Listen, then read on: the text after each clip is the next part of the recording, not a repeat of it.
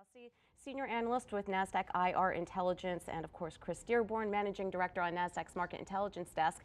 We're here to discuss all things that's happening in the macroeconomic environment. And Chris, we're in the absence of vacuum. We're in a vacuum of earnings. So what's everyone talking about? It's conference season for the equities. You're seeing a lot of comments come out from another number of different companies away from the macro, which I'll let Massud and Phil get into. But you're seeing a lot of consumer names come out with really cautious statements, and it's hurting some of the equities. I mean, Ulta today was at JP Morgan at the end of the earnings season. Saw Lulu come out. They got banged up, even though their consumer is really a more higher brow than some of the others. But Nike got hurt as well. But on the lower side, you're seeing Dollar Tree get banged around for their forecast for the year. And today, even Ollie's got banged up a little bit. So the question really is the consumer really strong enough to kind of carry us through here? And that's what the macro data is going to be, we're going to talk about today. But it seems that there's cracks in the armor that are coming through, and it's starting to show in one-offs here and there that really weren't the concern a year and a half ago, because there's a broad-based sell-off and then a broad-based rally. Even though we're talking about the market starting to broaden and the rally kind of coming across multiple sectors, not just the Nasdaq 7, but the entire S&P 500. You've got something like 85% of the S&P 500 trading above the 200-day moving average. That's very bullish in nature. The S&P 400 made a new all-time high just 2 weeks ago. You're seeing that kind of broaden, but the small caps are getting left behind. So these chinks in the armor are kind of concerning when you have a lack of broader earnings statements to kind of really dig into. So you kind of hanging on the words of the CFO and CEOs when they're at these conferences. Yeah, and Massud, it's interesting because while we're aware of the returns that the Mag 7 contributed to the S&P 500, the other 493, according to Comerica's note this morning, on the average returned 8%. That's not a bad return for just 1 quarter of earnings. So it makes you think, are things priced to perfection at this point? Well, I think there continues to be a lot of bifurcation between the large caps and the small caps. The small caps have a lot to catch up on. And for the most part, a lot of the positive momentum has been predicated on easy monetary environment. There's a lot of expectation for the Fed and the global central banks to cut rates. In fact, over the last 6 months, this is based on a Bank of America research report, Michael Hartnett, there have been almost 55 rate cuts in the last 6 months, and that compares to approximately 130 over during the COVID timeframe and 150 during the Great Financial Crisis. The monetary environment is pretty loose. So for small cap and mid caps to catch up, we really need, to Chris's point, a broad earnings recovery, and earnings have just recently bottomed out.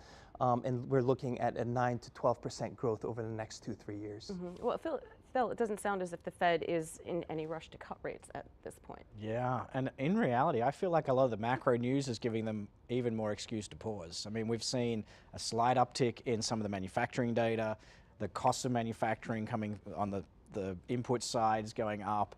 There's still pretty strong consumer spending, so I'm a little bit surprised hearing what's happening on the commentary for the earnings side. But a lot of the data just keeps coming out showing the consumer is holding up and everything's pretty strong. I mean, that really has been the bet not to take, right? It is betting against the consumer. Although, you know, we had another economist on previously, and she had made the point that it feels as if there is some exhaustion there. But to your point, you're not seeing any slowdown there, and then you have to look at wages as well. I mean, yeah, I mean, wages. That's the thing, that everyone feels like we must get to exhaustion at some point, and a lot of the data has been revised and revised showing how long the COVID savings would last. But even those look like they've expired for most of the economy. Mm-hmm. But what is happening now, to your point, is wages are going up faster than inflation, because inflation's actually pretty low. And so real wage growth gives people a little bit more money in their pocket to go buy things. And that looks like it's kind of giving a second leg to the consumer as we go through the no landing or soft landing. Yeah, well, and this might be an abstract thesis here, but you know, the housing market, there's just not enough supply, and there's so many people on the sidelines that have all this cash saved up because they're looking for a down payment if and when they can, you know, get into contract. I wonder if savings rates could potentially be inflated there, or if that's contributing to some of the strength of the consumer because they're just sitting on cash. Yeah, I mean, I think definitely the consumer has had a lot more cash than they would normally have in an interest rate rising environment, because everyone locked in their mortgages really low and they haven't had to pay the higher interest rates like we did in the credit crisis. And potentially the Fed's taking a little bit too much credit for pulling down demand. because the consumer doesn't look like they've really been hurt by higher interest rates yet. Some of the credit card debt's increasing, some of the car loans are obviously at higher interest rates now. There's a couple of charts I've seen that are starting to show interest expense on the households picking up really quickly. So potentially that might be one of the catalysts later this year where households do have to start to budget a little bit more and pull back on their spending. Yeah. Chris, do you think that we are priced for perfection here? Because in December, everyone was thinking about 6 rate cuts. Right. Maybe we'll get 3. You buy the, it's buy the rumor, sell the news type of mentality, and that's what kind of happened when you did the pivot. And 6 rate cuts to 3 cuts, maybe 2. You're pricing a 60% chance now for the June meeting. It was 70% last week. Regardless of how that pans out, you're looking at 2 to 3 years down the road is really where they want to be, and they keep communicating that. Chair Powell was on TV today, kind of re-echoing everything that they've said before. Nothing kind of crazy, data dependent.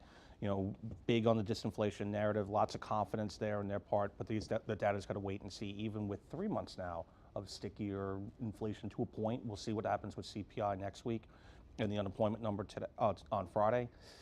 It's tough. ADP looked good today. But ADP and the unemployment numbers never really kind of jive together. If we come in above 4% though on Friday, that could be interesting. Be the first time in a while. I mean, the 3.9% print for last month was a little higher than expected. The forecast I've seen on Bloomberg is 3.8%. I mean, It's the wage. It's the wage number. It is the wage number at the moment. But if people are out of work and wages are rising, where are the wages rising? You got the $20 number coming in California for most of the fast food workers. Everyone's playing catch up there. Are they the quality jobs that people really need to sustain a higher standard of living, or are they just getting by? What do you think? I don't know. I kind of look at the interest rates at 5.5 and inflation at like 2.5, it's PCE, or 3.2. We have positive real interest rates. Like just to get back to normal, you could cut 200 points. We've got a really slow growing workforce, an aging demographic. There's not a lot of underlying demand in the economy longer term. So I think you could get normal without necessarily being easy money. And that would be a lot more cuts than we're talking about for this year. My concern with cutting rates here right now is that we're already in a loose monetary environment. We're going to inflate away our woes, and what happens down the road is you're going to be kicking the inflation can down the road, and ultimately you need to raise treasury rates once again, and it'll create another period of instability. So from a monetary policy standpoint, I'm pretty hawkish, and I believe that it should be maintained in and around these levels. There's also $6 trillion of cash sitting in money markets waiting to be deployed.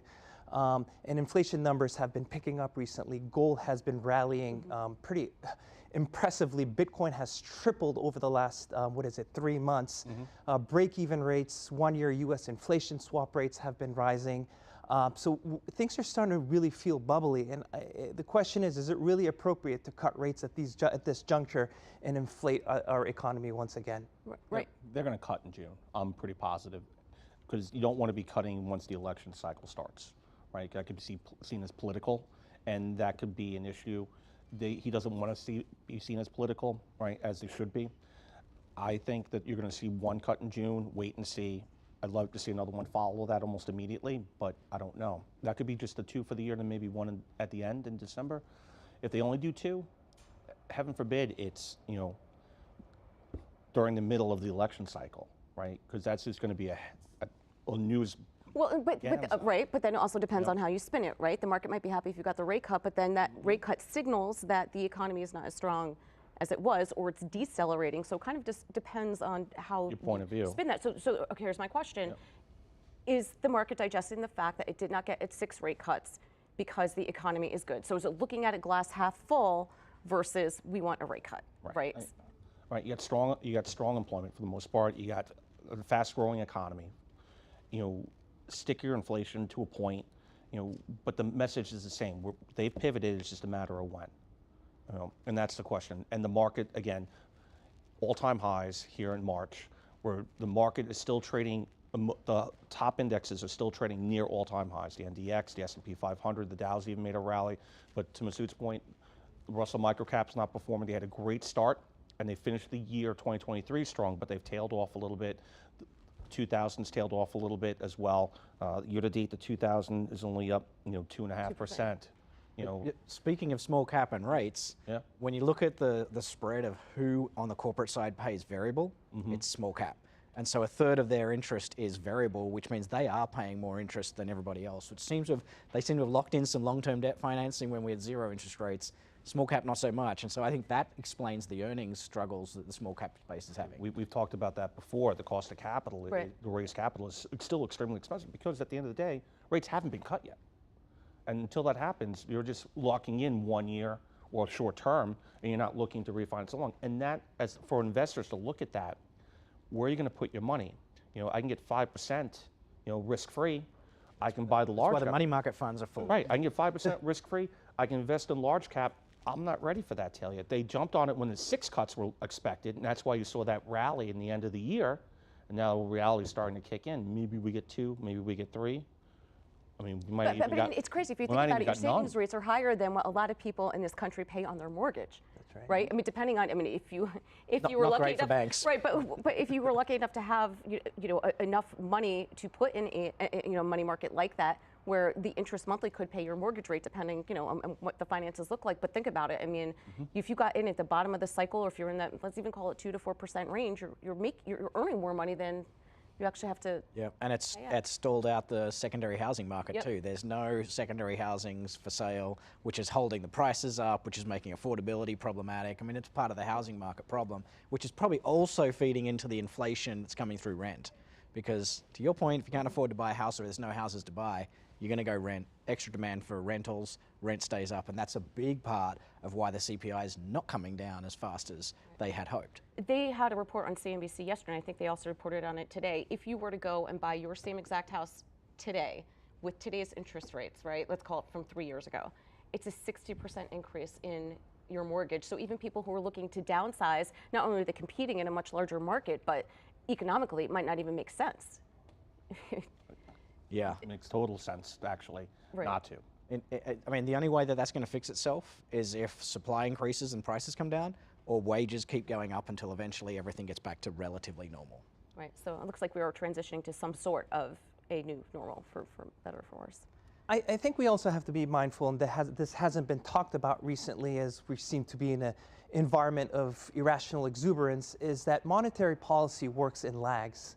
I think there was a Deutsche report that came out almost a year ago, and a lot of banks were talking about this in that usually it takes 12 to 18 months after rates are rising that it has an impact on the economy and on the markets. And I think we're starting to hit that spot. We're entering that 12 to 8 month spot. And historically speaking, when the Fed raises rates, it tends to break things. There's a lot of risk in commercial real estate currently.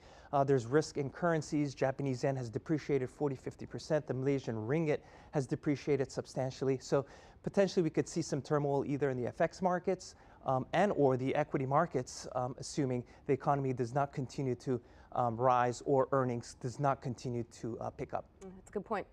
Based on the timing, I mean, that's what we've all been talking about. That does take time for these policies to play out, and you don't want to reverse course too quickly, or else we'll come back to what we saw. And that's probably why one of the reasons global central banks seems to be in a rush to be cutting rates. As mentioned earlier, we've already seen 55 central bank rate cuts in the last 6 months. All right, appreciate the insight as always, gentlemen. Thanks for joining us on Trade Talks, and thanks for joining me from MarketSite. I'm Jill Malandrino, Global Markets Reporter at Nasdaq.